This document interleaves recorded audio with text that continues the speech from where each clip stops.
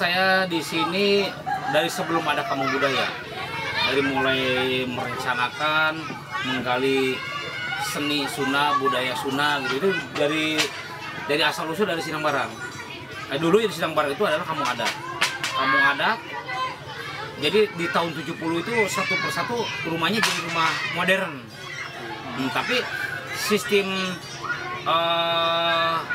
acara ritual tahunannya tetap ada, hanya rumah yang berubah gitu. Rumah yang berubah. Hanya rumah yang berubah. Sistem serentauannya, syukurannya acara tahunan itu ada.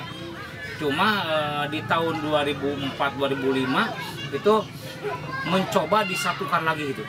Disatukan, yang tadinya kan udah dari kampung adat ya, ada tingkat RT, tingkat RW, tingkat desa gitu. Nah, sama Abah Maki dengan saya sendiri coba merumuskan dengan kokolot-kokolot lain, pengen disatukan kembali. Nah, di tahun 2000 serentauan Guru Bumi itu disatukan. Tapi belum ada Kampung Budaya pada saat itu, masih di lapang bola di sana. Nah, pada saat itu di luar dugaan rame banget gitu. Jadi rame, Bapak juga kaget, istilahnya dari wartawan-wartawan juga pada datang, akhirnya banyak diekspos mungkin oleh wartawan-wartawan. Akhirnya Kampung Budaya kalau ada seminar tentang Sunda suka disentuh terus, disebut terus. Jadi kan kalau yang lain ada perkumpulan Sunda, paguyuban hanya sekedar wacana, dia nggak punya tempat, nggak punya apa yang harus dijalankan. Dia kan hanya sekedar kumpul-kumpul, kadang-kadang dipakai ajang politik gitu sih. Kalau di sini kan tanpa ada dorongan dari pemerintah tetap berjalan. Nah itu akhirnya kalau ada seminar Sunda sering dibahas. Akhirnya tahun 2006, residen tahun kedua kali yang disatukan satu desa itu, malah satu kecamatan, sampai diundang makan malam sama Pak Gubernur. Pada saat itu tahun 2006 awal. Nah, diundang ke Bandung mempertanyakan tentang serentaunya, ada kaitan ke Pajajaran bagaimana, itu apa emang ada dari dulunya tuh bagaimana. Akhirnya kami para kokolot belum menjelaskan ke Pak Gubernur, ternyata ada budayawan Jawa Barat yang langsung mau menjawab tentang pertanyaan tersebut gitu, karena dia punya bukti, ada buku Pantun Bogor tentang zaman Pajajaran menceritakan tentang Sinang Barang dan Rancamaya. Jadi budayawan Jabar yang menjelaskan gitu. Jadi kami tinggal bengong aja. Sebetulnya sama. Kalau Sinang Barang dengan Sunda ya Sinang Barang Sunda juga gitu kan. Gitu. Paling kalau ada sedikit perbedaan antar kampung biasanya suka ada beda sedikit. Ya beda-beda dikit lah biasanya kalau masalah adat ya. Kalau misalnya Bapak sendiri, ini kan Sinang Barang. Iya. Adat yang paling Bapak pegang dari dulu tuh, adat dan tradisinya itu kayak apa? Kalau ada tradisi, kalau di Sinang Barang, kalau di kampung adat, adat ya, satu dengan istilahnya dengan satu sesama-sama kampung adat tuh rukun gitu kalau biasanya. Karena kalau di kampung adat begini, adek seumpama kalau di kampung adat ya biasa. Kalau mau nanya di ujung sana sampai ujung kampung biasanya orang udah kenal. Kenapa? Sistem kekerabatannya lebih kental kalau di kampung adat gitu ya. Gitu. Terus semacam serentaunya biasanya kalau belum istilah yang paling sepuh melaksanakan, yang muda nunggu dulu. Nah itu jadi istilah adab itunya sering menghargai satu sama lainnya tuh bisa dipakai gitu. Tahun seperti ya kalau zaman sekarang mah ada yang bilang pesta panen ya. Pesta panen itu sebagai bentuk syukur ya, di situ ada serentauan Guru Bumi.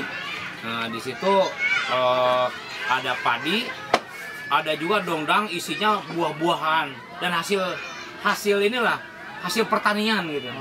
Itu dibawa gitu di sini. Jadi itu setiap tahun. Kemarin dilaksanakan tanggal 2 Desember. Nah 2 Desember itu diadakan itu dikumpulin terus buat makan bareng-bareng. Oh ya isi mah makan bareng-barengnya diambil sama masyarakat lah isinya gitu. Jadi seolah ini bentuk syukur keberhasilan hasil panen gitu kan, yang gitu aja kita syukuran gitu kan. Gitu. Kalau padinya disimpan ke lumbung padi gitu, ke leuit gitu. Begitu. Cara makan itu sangat beda banget. Karena kalau orang dulu makan dia nggak mau dipakai meja makan gitu. Lesehan Gitu. Nah, dia makannya lesehan. Gitu. Nggak pakai piring. tetap kalau udah pakai piring, karena udah modern ya, udah modern. Kecuali di Baduy ya. Kalau di Baduy itu dia pakai piring tanah, piring tanah gitu. Semuanya. Karena kan begini, waktu abad 16 itu kan waktu zamannya Pajajaran perang saudara ya, dengan Demak, Banten, Cirebon kan sebenarnya dengan Cirebon kan masih ada satu keluarga gitu ya. Nah di situ ada ya namanya istilahnya ada pergeseran gitu, pastilah istilahnya ya. Ada masalah kekuasaan, masalah agama, itu ada yang mengatakan masalah akidah, ada juga masalah kekuasaan. Itu perang saudara. Sinang Barang tuh ikut terbakar paling pertama kampungnya, terbakar oleh tentara Banten. Karena kan posisi dari barat itu ke sini sebelum ke Pajajaran kan Sinang Barang dulu. Nah di situ, dan di situ memang itu mertuanya Prabu Siliwangi, jadi ada kaitannya juga Isma. Makanya pertama dibakar Sinang Barang, sampai warganya mengucapkan sakit hati. Bahasa Sunda pasir eurih.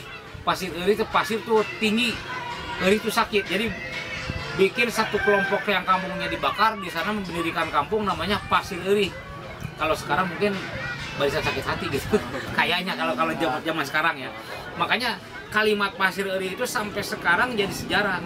Di nama desa nggak boleh hilang. Kayak itu sejarah. Sob dulu pernah ada yang nulis, kepala sekolah SD Pasir Eurih 5, Bapak Ishak M. Kaos tahun 63 ya. Itu udah nulis di majalah Mangle. Di sana itu tahun 63 udah ada gitu. Sampai banyak yang menanyakan tentang Pasir Eurih.